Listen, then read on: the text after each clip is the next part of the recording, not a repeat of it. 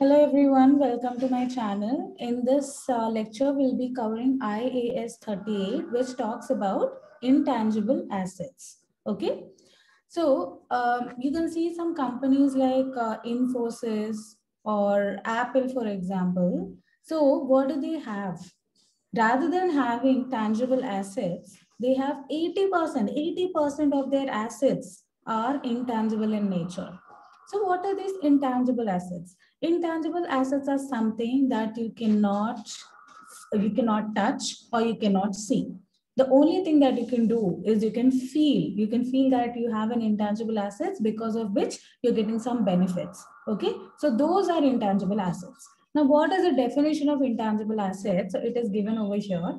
That means the company should have control of this particular asset. Okay, now what is control? Here you can see power to obtain future economic benefits or ability to restrict others from accessing future economic benefits. See, any assets give you some benefits, right? Any benefits. Benefits can be in the form of either your cost is reducing or because of the asset, you're getting more income, right? So future economic benefit can be any benefit that you're getting, any monetary benefit that you're getting. Okay. So see, suppose if you are the owner of any asset, you will be having the power to get the future economic benefit, right? So if you have the power to obtain future economic benefit, or suppose if it is your asset, you can restrict everybody from not using your asset. No, you can use it however you want, right?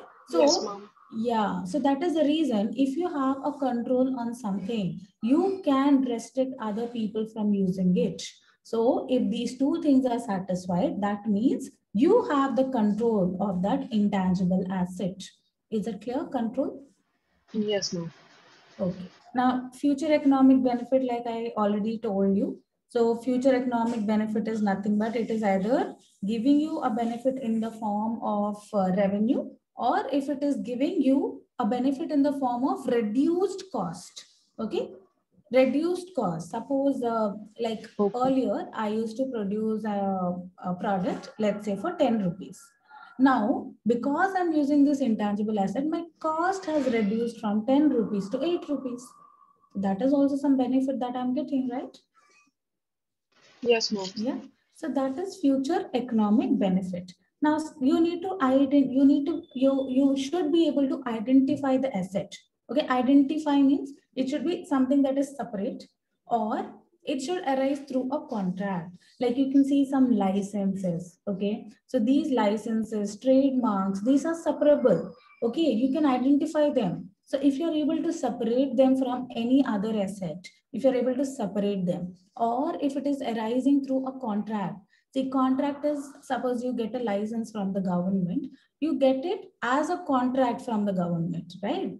So if any of these two things are there, then the asset is said to be identifiable. Okay, and it should be Yes, ma'am. non-monetary. It should be non-monetary. So it's not a financial asset, it is a non-monetary asset.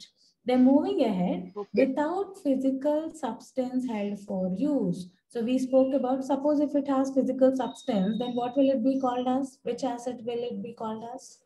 Tangible asset. Tangible asset. So it should not have physical substance and it should be merely, we should be able to feel it. Okay, so that is about intangible assets definition. So let's move on. So how do you recognize this? When do you recognize this? Okay, you can only recognize it if you're sure that future economic benefits will flow to you.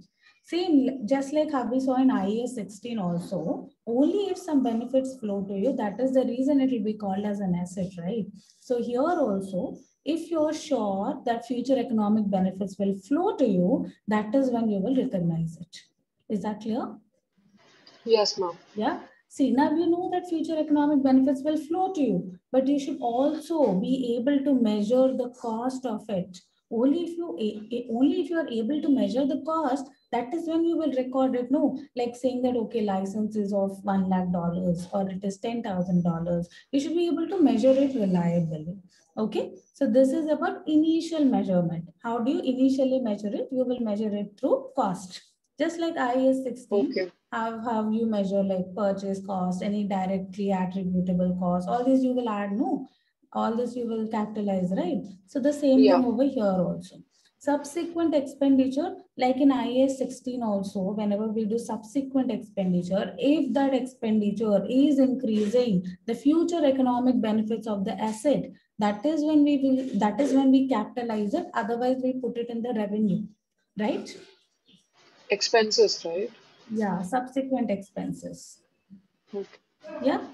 So next, moving ahead, we have this research and development expenditure. See, sometimes what happens, an organization might be developing, like we have just seen the vaccine, right? So vaccine is something that was developed. So when you're developing,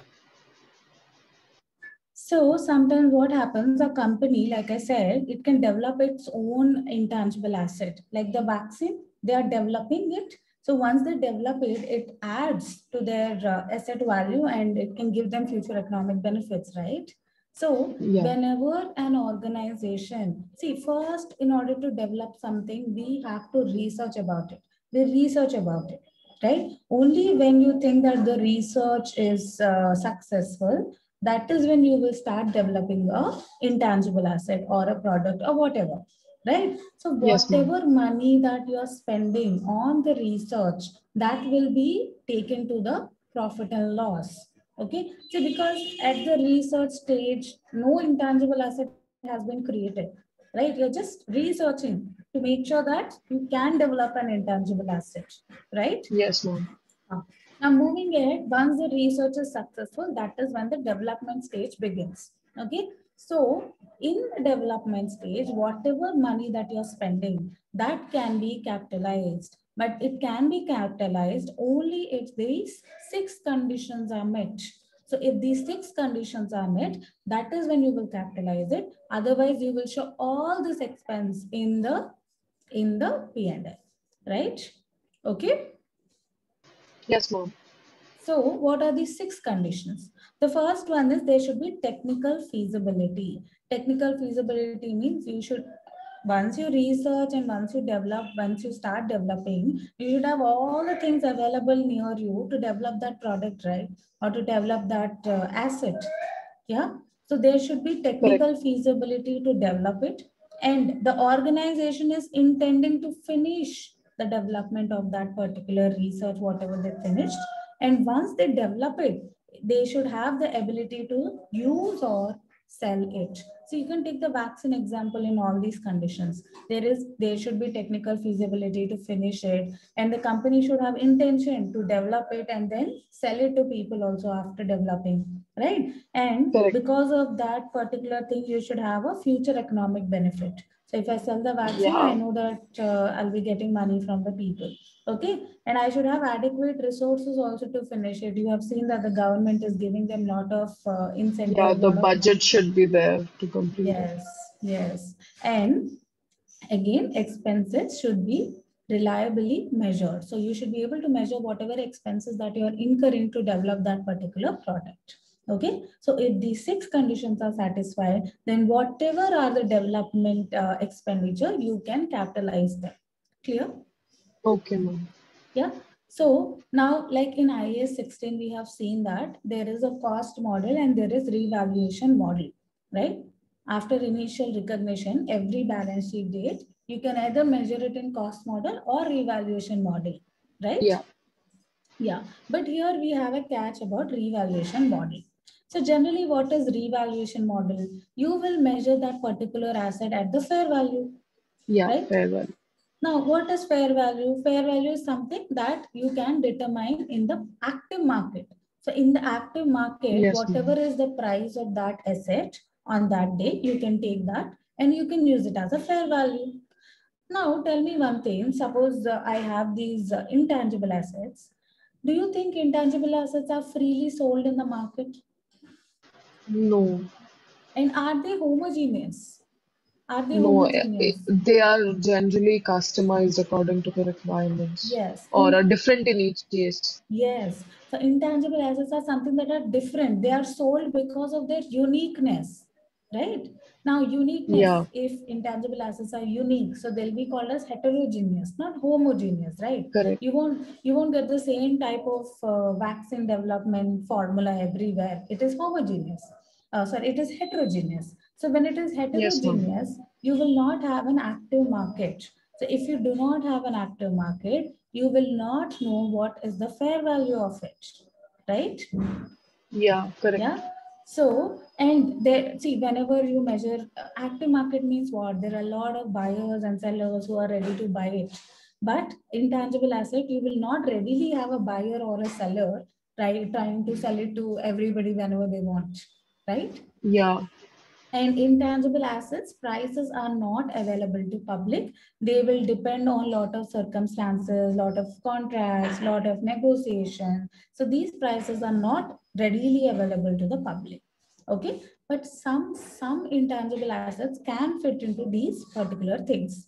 For example, let's say I want to take a taxi license. I want to take a taxi license.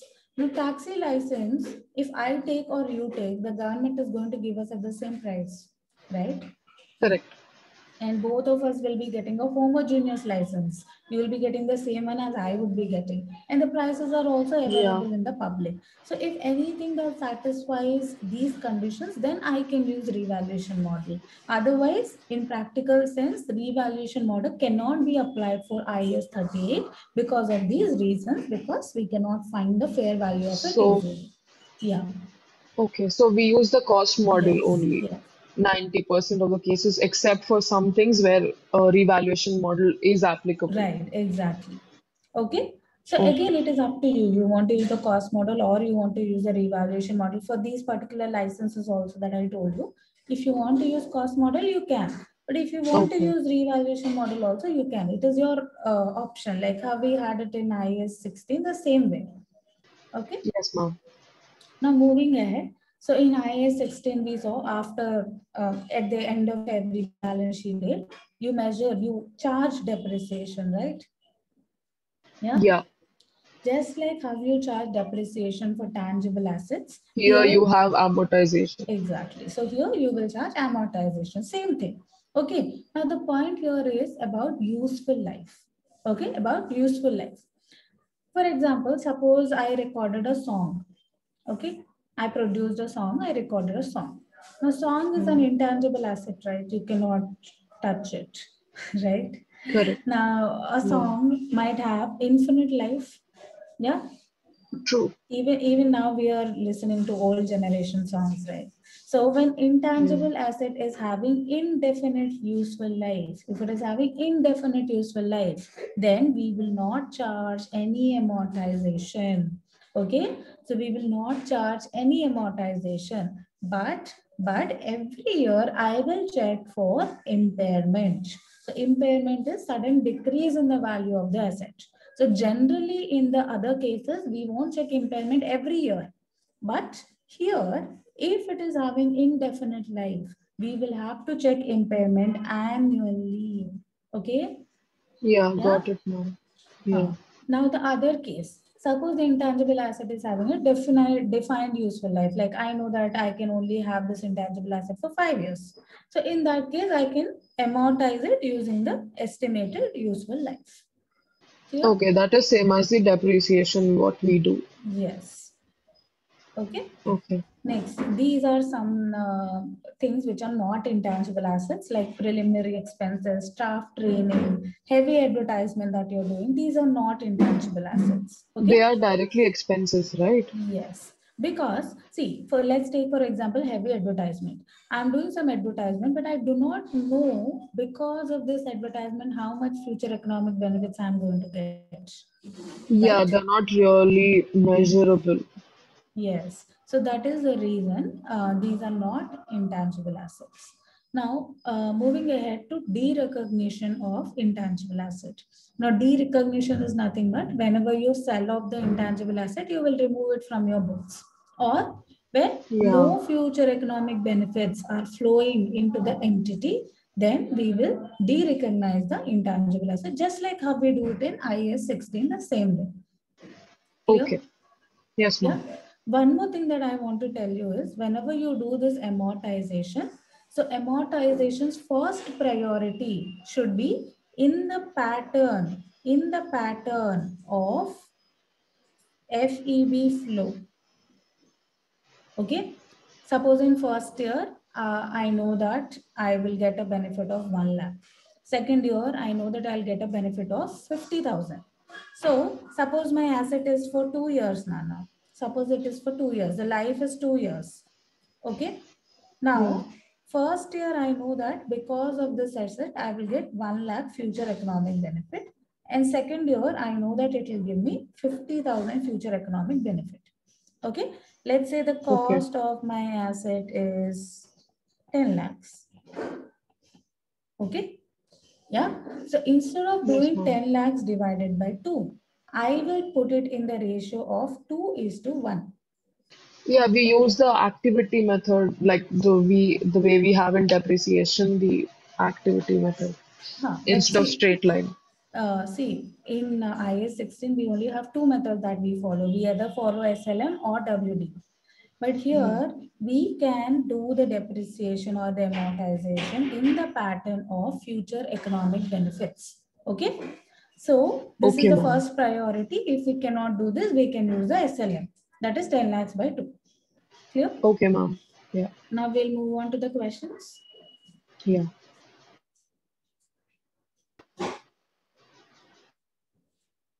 So here we'll be talking, doing questions relating to IS 38. So please look into the first question. 1 lakh spent on initial design work of a new product.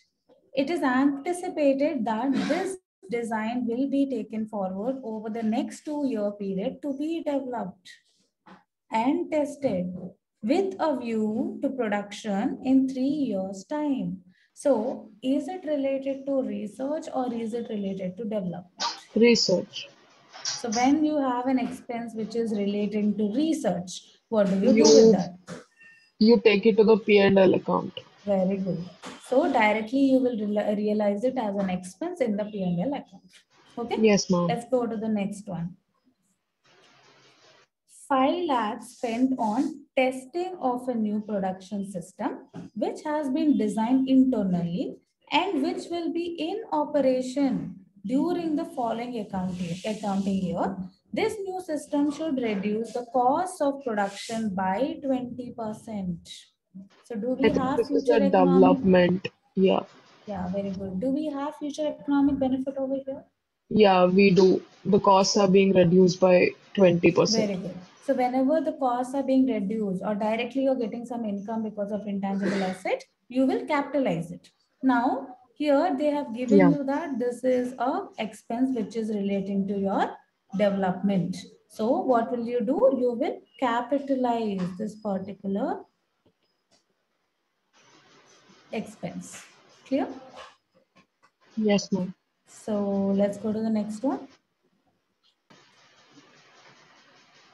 So let's go to the next question. So in the next question, a brand name relating to specific range of chocolate bars purchased for 2 lakhs. By the year end, a brand specialist had valued it as 2,50,000. See, first I need to tell you something. These research and development expenses are for internally generated expenses, right? They are internally Yes, generated ma'am. resources or assets that we are talking about. If it is internally generated asset, then if it satisfies the development category, then we will capitalize it. But some asset Yeah. that you're purchasing, if you're purchasing, you will always capitalize it. Clear? Yes, ma'am. Yeah. So here we are purchasing the intangible asset for how much? Yes. 2 lakhs. 2 lakhs. So you're going to capitalize this 2 lakhs. Now, what is this brand specialist saying? What is he valuing it? That is not relevant. Okay. Yeah. We will always take it. We will always recognize it at the purchase price that we are paying to obtain that particular asset. Clear? Okay. Yes, ma'am. So this 2 lakhs we will capitalize. Okay. Next, moving on to the next one. 5 lakhs spent on developing a new line of confectionery, including 1,50,000 spent on researching the product before the management gave approval to fully fund the product. So we So, will subtract the 150 from 500 and record the remaining as capitalized matlab, we will capitalize the remaining and 150 will be in P&L. yeah, so this will go to P&L and 3,50,000 you will capitalize it. Yeah. Okay. Yeah. So moving on to the next one. Training cost for staff to use a new manufacturing process. The total training cost amounted to 1 lakh and staff are expected to remain for an average of 5 years. This is not an intangible asset, right? Training costs. Very good. So we have already discussed that training costs are not intangible assets. So this 1 lakh will be taken to your P&L as an expense. Yes, ma'am. Right? So that is about your intangible assets questions from F7 book, and you can just practice the other questions. So just one thing that you need to remember, if it is internally generated asset, then if it satisfies, then only you will record it. Otherwise, you will not record internally generated assets. Why don't you record internally generated assets?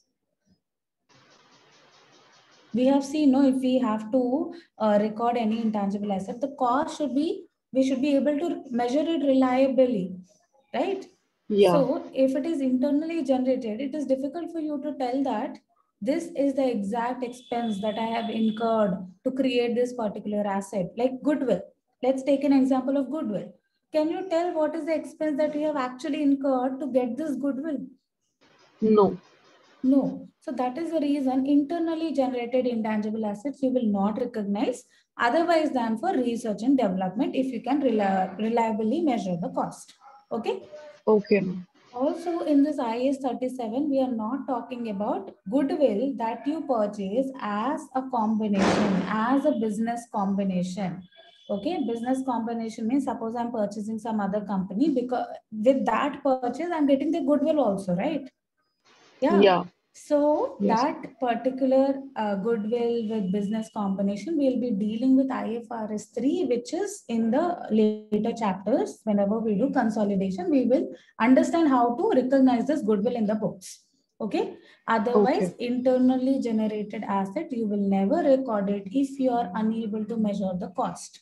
Okay. If you're purchasing any intangible asset, you can record it. Clear? Yes, ma'am. Okay. Chalo, let's go to some other questions. So this is the next question. Here we are going to talk about some amortization, like how we do the amortization.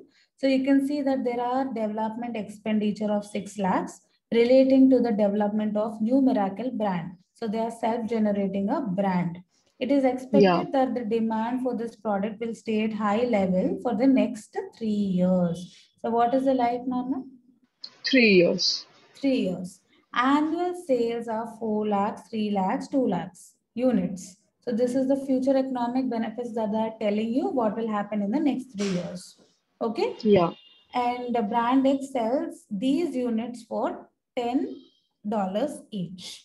Okay. Okay. Clear? So I told you how many methods can we do the amortization in? Using the estimated life That is SLM. or using the future economic benefit. Pattern of Yeah. Pattern of future future economic benefit. economic benefits. So as you can see, the pattern is nothing but it is in the ratio of 4 is to 3 is to 3 is to 2. 2. So this 6 lakhs, you can divide it among each year in the ratio of 4 is to 3 is to 2. That is what they have done here. Or you can do is SLM, which is nothing but 6 lakhs divided by 3 years because 3 years is the life. So you So will 2 get lakhs per year. per annum as the amortization. So Yes, ma'am. that is how this is done. So I hope this IAS 38 is clear to you, and we'll meet in the next video when we do more standards. And if you understood this concept, please like the video, subscribe to my channel, and also make sure you comment. Any doubts that you have, you can put it in the comment section. I'll definitely get back to you. Thank you, everyone. Have a nice day.